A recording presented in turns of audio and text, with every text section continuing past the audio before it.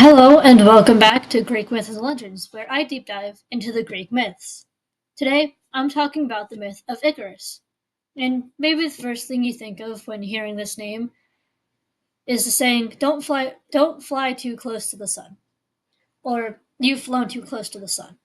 Aside from that, this is going to be a longer episode with how much there is to know about this myth.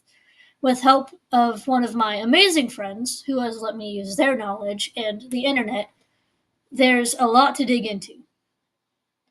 As always, let's meet the characters in the myth of Icarus. Icarus is the first character in the lineup. From what I find, he's kind of like the kid in school who insists on taking risks. He is the son of Daedalus, who is next in the lineup. Daedalus is the genius inventor of Greek mythology.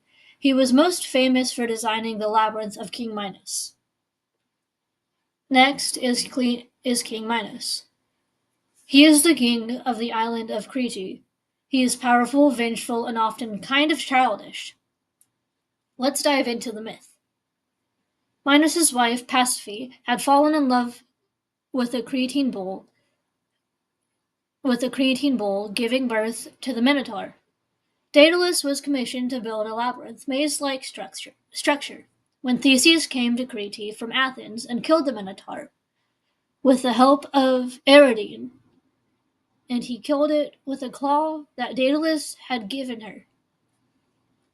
King Minos was outraged with Daedalus, and for helping Theseus escape the labyrinth. He refused to let Icarus and Daedalus leave and locked them above his palace in Nous. Icarus, being adventurous, quickly became restless and wanted to explore what the world had to offer. Daedalus was desperate to find a way out and devised a plan to escape.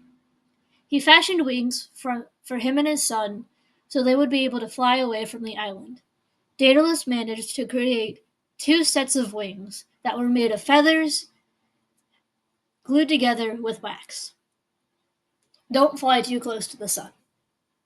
Daedalus taught Icarus how to fly and decided that the best way to escape from the palace was to fly over it. And this is where the saying, don't fly too close to the sun, comes in. Daedalus warned Icarus not to fly too close to the sun, which would cause the wax to melt, or too low, with the feathers to get wet with seawater.